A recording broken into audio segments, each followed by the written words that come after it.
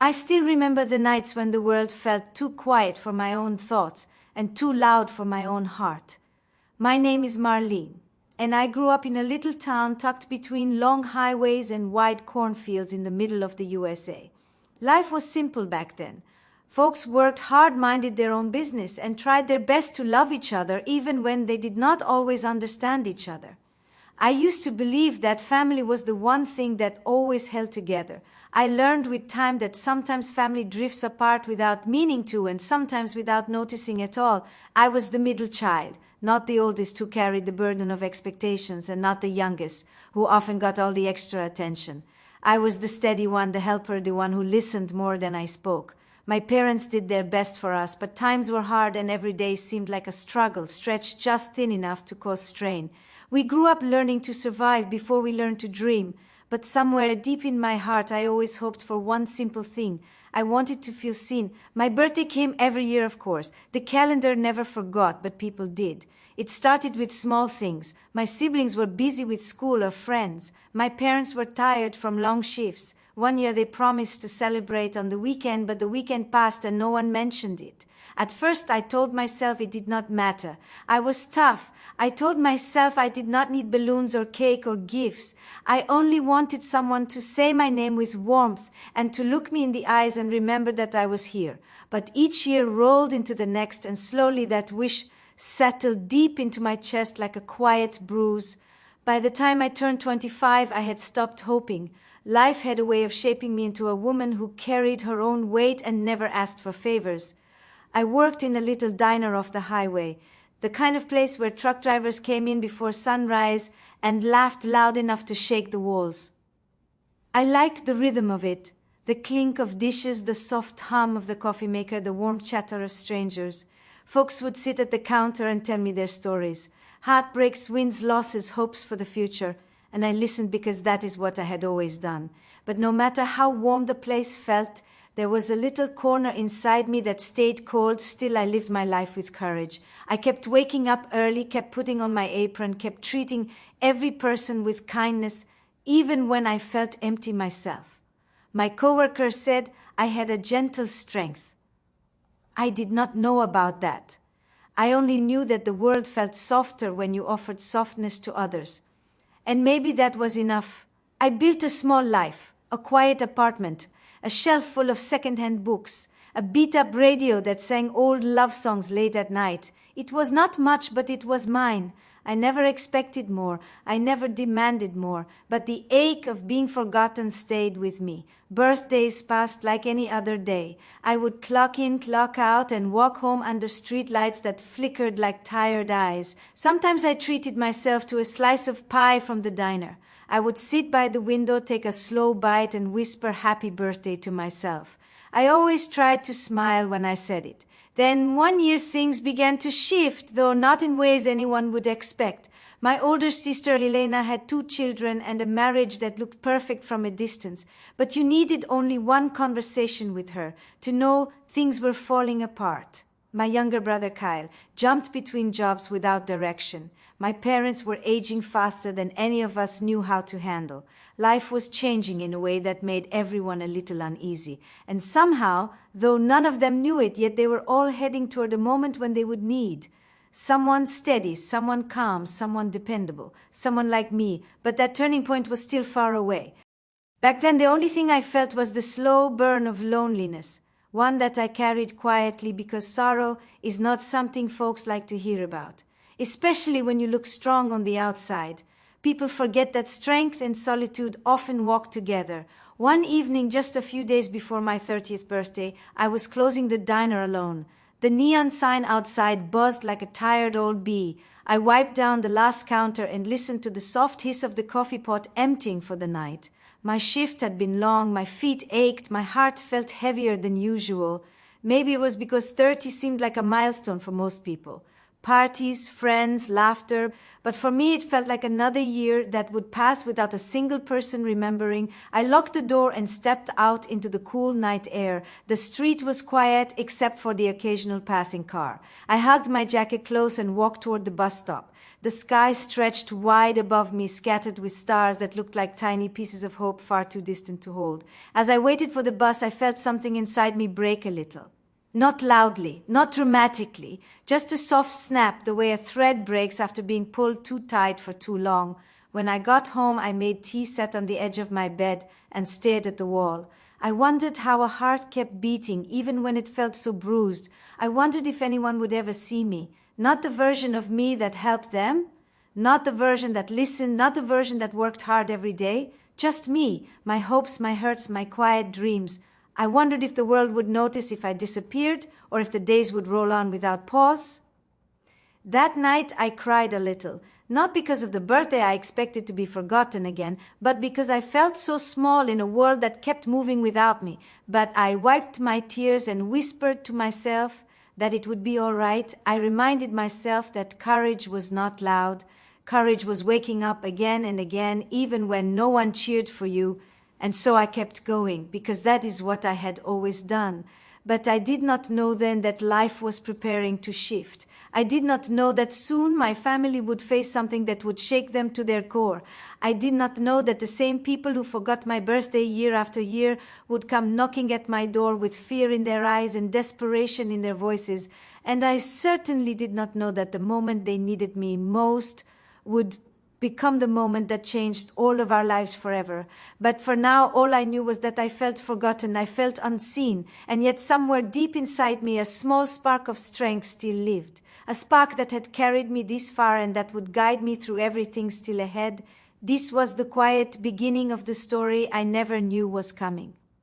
Life kept moving the next few weeks, and I moved with it the same way a leaf moves with the wind, even when it wants to hold on to a branch. I worked my shifts, smiled at customers, wiped tables, and tried to keep my mind steady. My 30th birthday came and went just as I expected.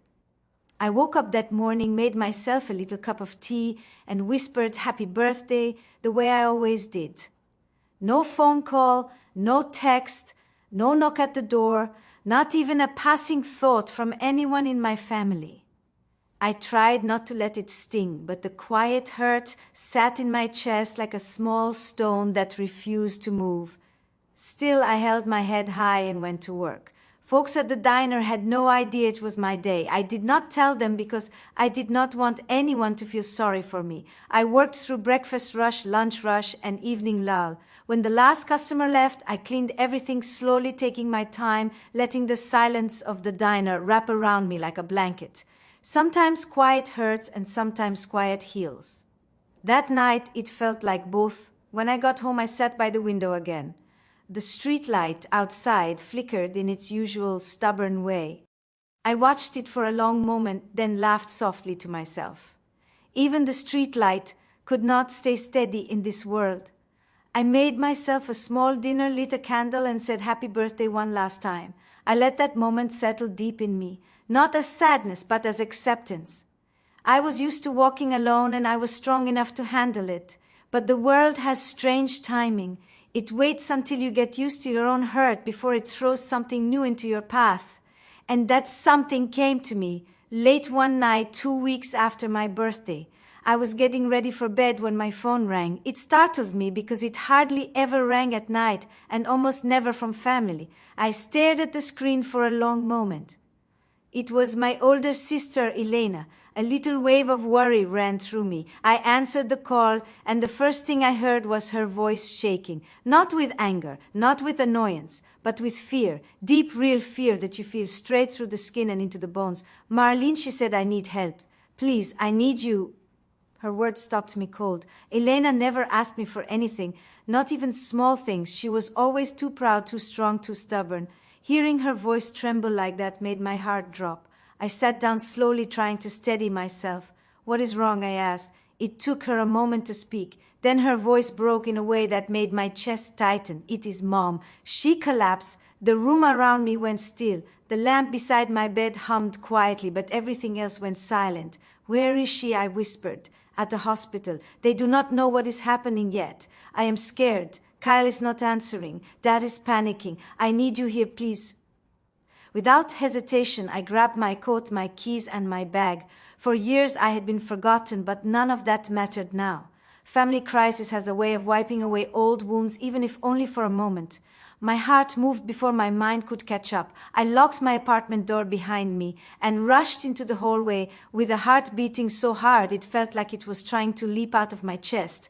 The hospital was a 20-minute drive. I drove faster than I should have down long, quiet roads lit only by distant streetlights. My hands gripped the steering wheel so tight they ached. Thoughts ran wild in my head. What if Mom was not going to make it? What if I got there too late? What if everything was about to fall apart? When I reached the hospital parking lot, my legs felt weak, but I forced myself forward. The glass doors opened with a soft whoosh, and the bright lights inside almost blinded me after the darkness of the night. I saw my father sitting on a bench, his face in his hands. He looked smaller than I had ever seen him. My sister stood next to him, pacing back and forth, her hair messy, her eyes swollen from crying. The moment she saw me, she rushed toward me and wrapped her arms around me. I was so shocked I froze. Elena had not hugged me in years, not really hugged me, not with this kind of fear in her grip. I slowly wrapped my arms around her. She was shaking. She whispered I did not know who else to call. Hearing those words made something strange move in my chest, a mix of sadness and warmth and confusion. But I just held her tighter. "What happened?" I asked gently. Dad found Mom on the kitchen floor. She was holding her chest. She could barely breathe. They called an ambulance right away. The doctors think it might be her heart. My father lifted his head then. His eyes were red and filled with a kind of helplessness I had never seen in him before. He whispered, "Your mother kept asking for you." Those words hit me harder than anything else that night. My mother had asked for me. The same mother who often forgot my birthday. The same mother who never quite knew how to connect with me. She asked for me. We waited together in the tight, stiff chairs of the hospital hallway. None of us spoke much. The air felt heavy with fear. Nurses walked past with quick steps. Machines beeped behind closed doors.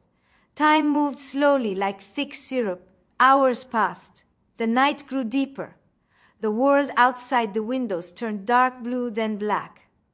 Elena leaned her head on my shoulder. Dad sat still as a statue. I kept my eyes on the door of the room where Mom was being treated. Every time a doctor walked by, my heart jumped. Finally, just past 3 in the morning, a doctor came out. He looked tired but calm. He explained that Mom had suffered a serious heart episode. They managed to stabilize her, but her condition was fragile. She needed rest and close monitoring. She would be moved to intensive care. My father broke down quietly. Elena covered her mouth and cried. I felt tears fill my own eyes, but I kept them steady. Someone needed to stay strong. Someone needed to ask the right questions and handle what came next. And for the first time in a long time, I realized that someone was me. The doctor asked if one of us wanted to sit with her once she was moved to the new room.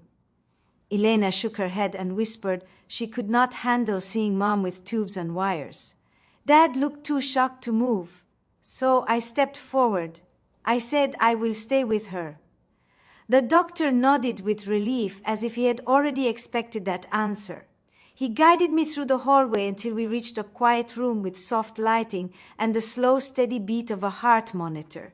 When I walked inside and saw my mother lying so still, my own heart cracked a little. Her face looked pale and tired. Her hands lay weakly on the blanket, but she was alive, and she needed someone. I sat beside her, took her hand gently, and whispered, "I am here, Mom." Her eyes fluttered open just a little. She looked at me through a haze of pain and fear. And with a quiet breath, she whispered, "Marlene, I am sorry." Tears filled my eyes before I could stop them. I did not know if she meant for the years of forgotten birthdays or something else. Maybe she meant everything. Maybe she meant nothing more than the fear she had felt tonight. but hearing her say those words made my heart tremble.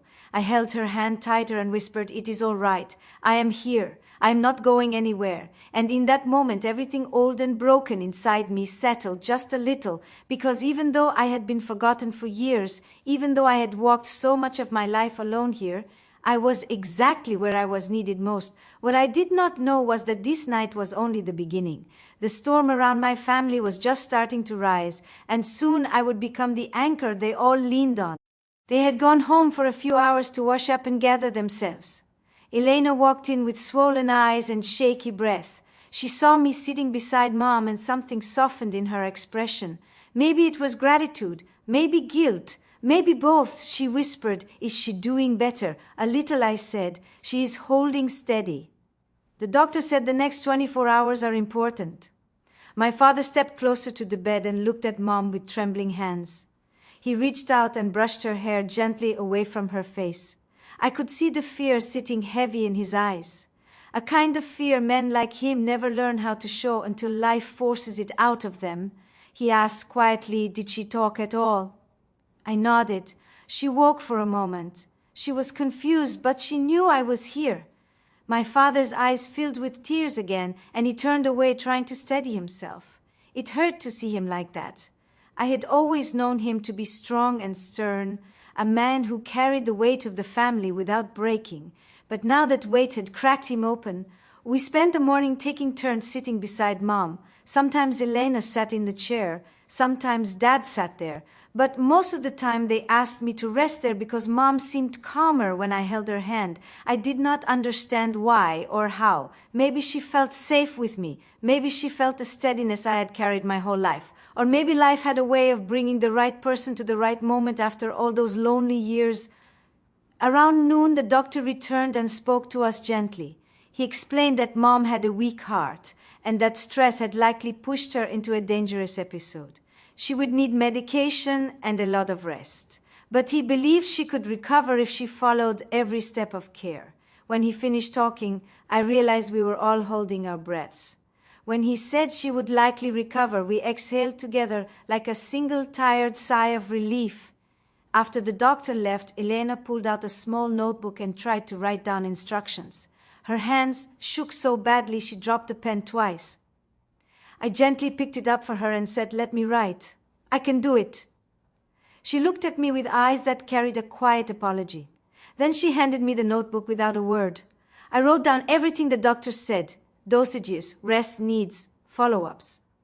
I wrote slowly and clearly because I knew this mattered. For years, Elena had been the strong one in our family, the oldest, the leader, the confident one.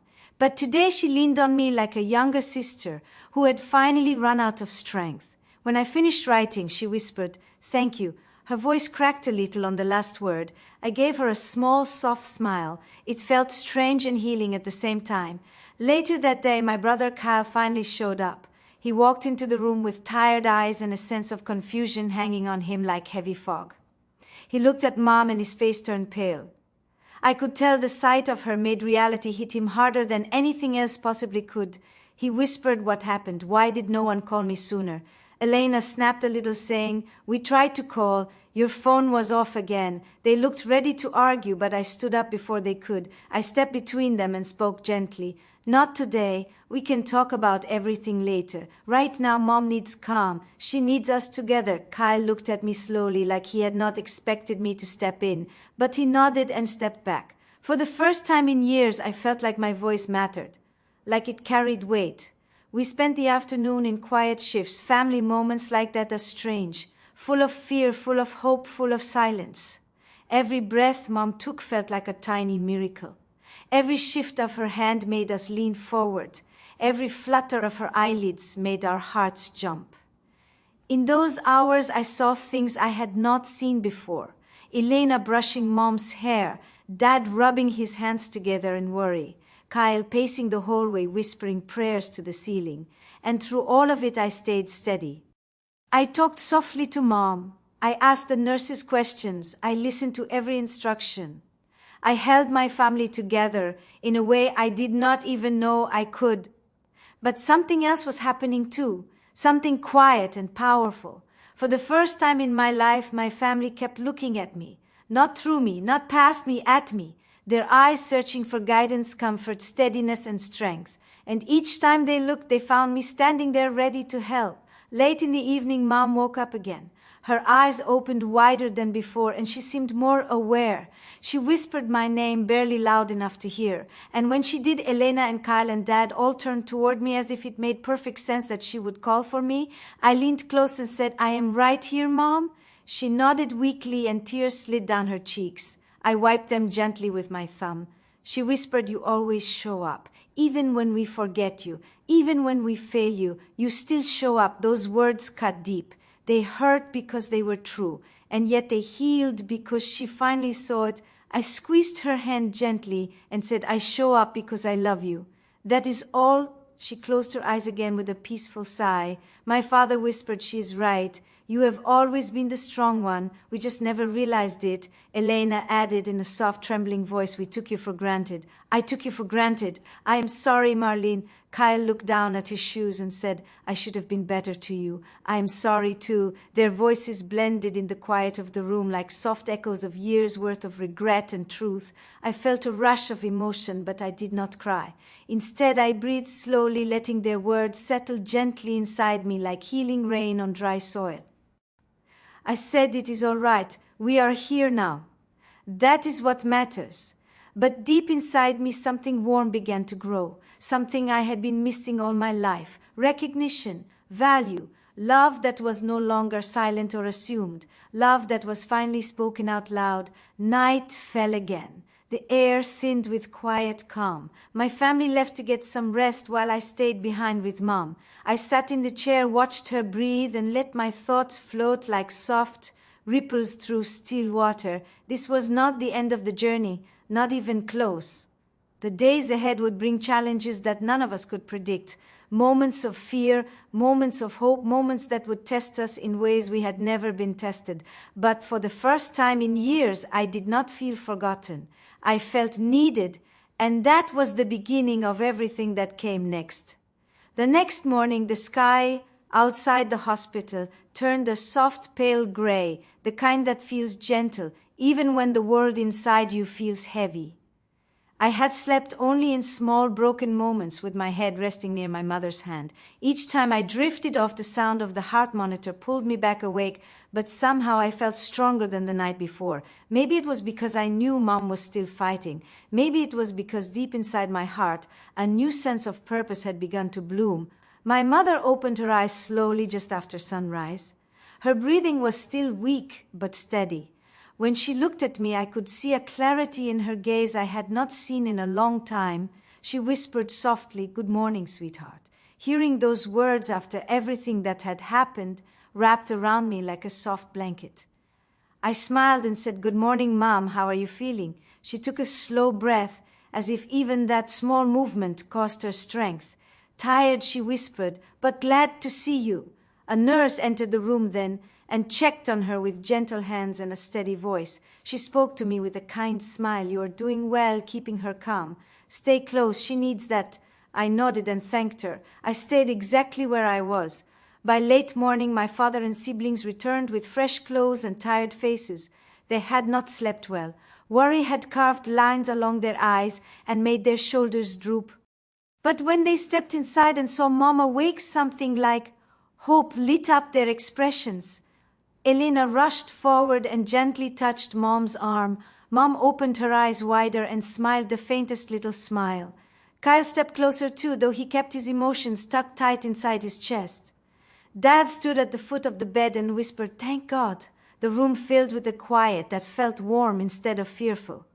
We talked to Mom softly, asking how she felt, asking if she needed anything.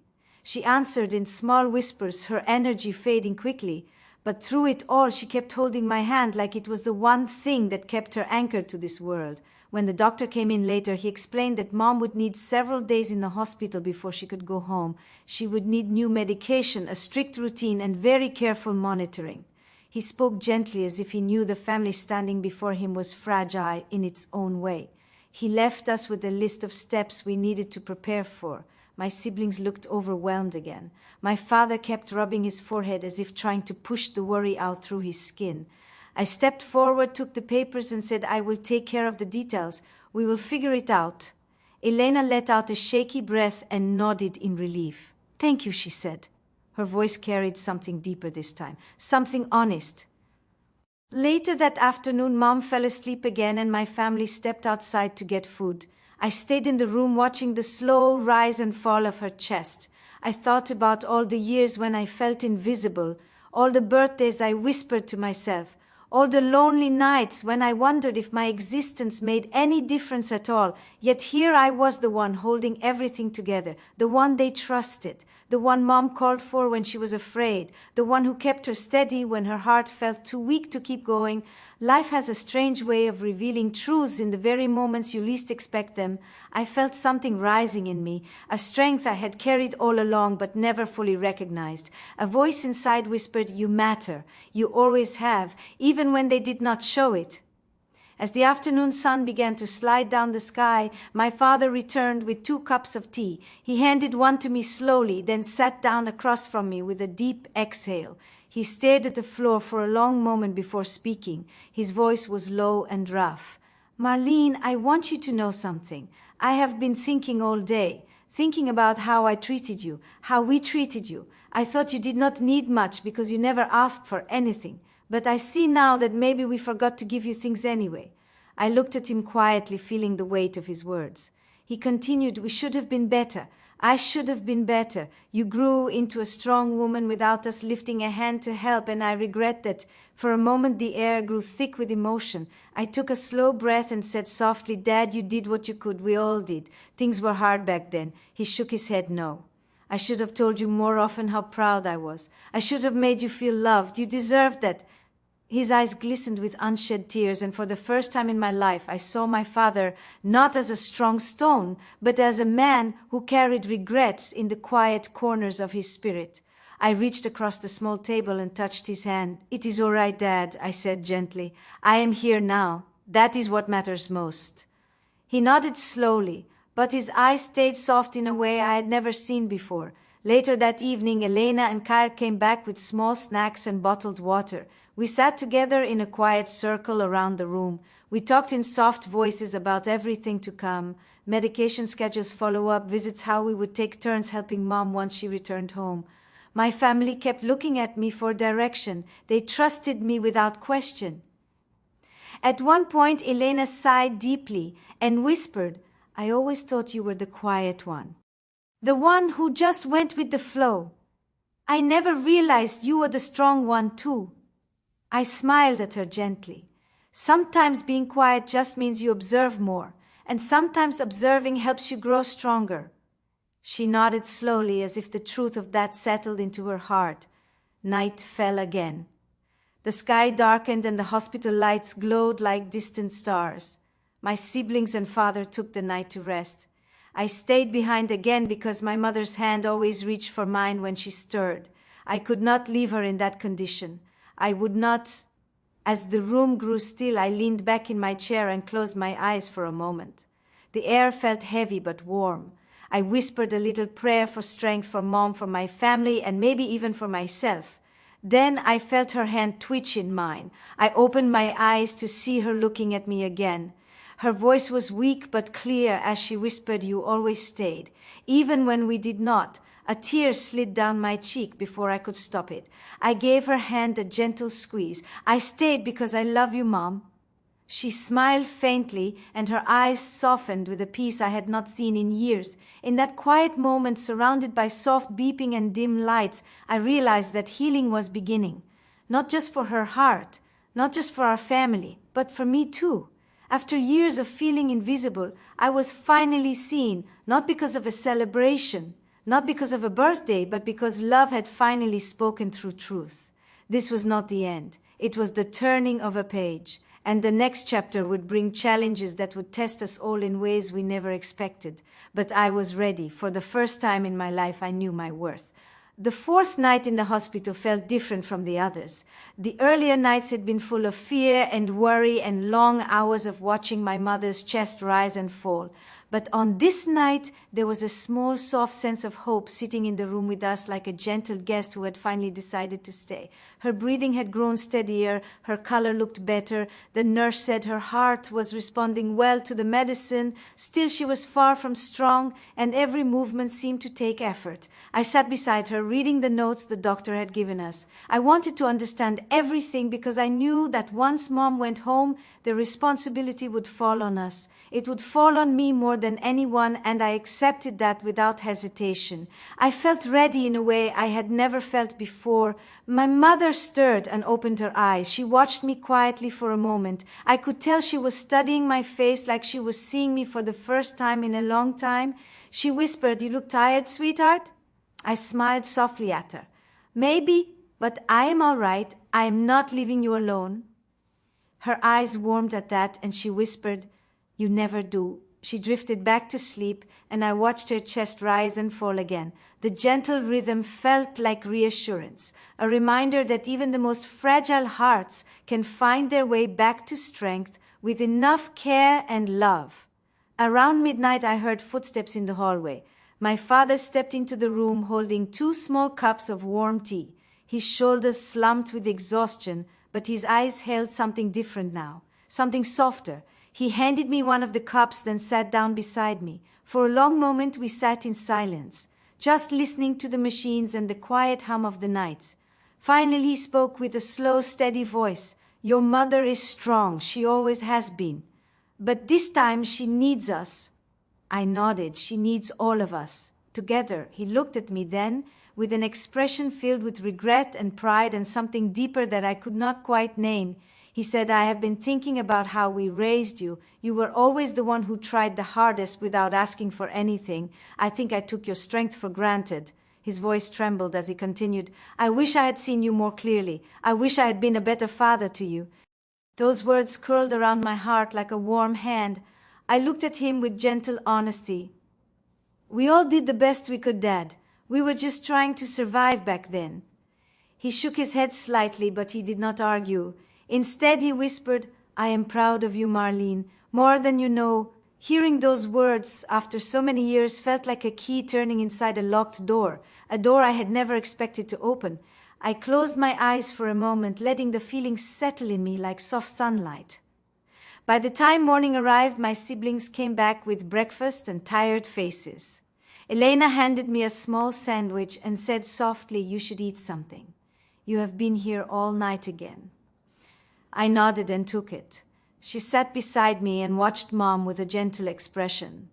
Then she said, "I talked to Dad this morning. He told me what he said to you. He is right. You have been holding this family together without us even seeing it."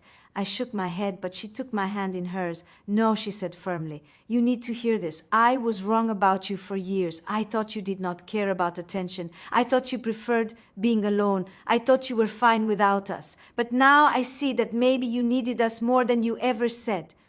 I felt a soft ache rise in my chest, but I did not let it break me. Instead, I said quietly, "I did need you. But I learned to take care of myself when I had to." Elena nodded with tears filling her eyes. "I am sorry. We all are." Kyle joined us then and leaned against the wall with his hands in his pockets. His voice was low and honest when he said, "I know I have been distant. I know I have messed up a lot, but I want to do better. For Mom, for all of us, and for you too, Marlene." For a moment, the room felt full of a quiet healing, the kind that takes years to grow but can start with a single moment of truth. My heart felt warm and full in a way I had not felt since I was a child. The rest of the day passed with slow steps. The doctor checked on Mom several times and seemed pleased with her progress. She would need therapy, medicine, rest, and a calm routine. She would not be able to do any physical strain, and she would need someone with her for a while. As the doctor explained all this, my siblings looked overwhelmed again. My father looked worried, but when they turned toward me, I nodded calmly. "We can do this. We will make a schedule. We will work together." The doctor looked at me as if he already knew I was the one who would take most of the weight. He handed me the full care plan and said, "You are organized. I can tell. She will do well with a daughter like you." His words made my throat tighten, but I held steady. That evening, after the hospital quieted down, my siblings went home to rest. Dad stayed for a while, then left to shower and change. I stayed behind because Mom wanted me close and because something inside me told me I belonged there. As the night settled around us, my mother woke up again. She looked at me with eyes filled with gratitude and deep emotion. She whispered, "I want to tell you something." I leaned close. "Yes, Mom, I am listening." Her voice trembled slightly as she said, "I never meant to make you feel forgotten. I did not know you were hurting. I did not understand you. But you have always been the heart of this family. Always." My breath caught in my chest. I felt tears build in my eyes, but I blinked them back. She continued, "You grew strong in silence, strong in ways I did not see. I am sorry for every birthday I forgot, for every time I did not show you how much you mean to me." Her words felt like warm rain falling on dry earth, healing places I had buried deep long ago. I squeezed her hand gently and whispered, "It is all right, Mom. You see me now. That is enough." She nodded with a relieved sigh and closed her eyes again. I sat there for a long time afterward, letting her words echo in my heart. For the first time in my life, I felt like I was not just filling a space. I was not just a quiet middle child. I was vital. I was needed. I was loved in a way that was spoken clearly instead of silently assumed. And as I watched my mother sleep, I knew the hardest part was still ahead. Taking her home, caring for her, rebuilding our family through the cracks of old wounds. It would not be easy, but I felt stronger than ever, strong enough to face whatever came next. This was the start of a new chapter, one built not on being forgotten, but on being finally seen. 2 days later, the doctor finally said the words we had been praying for.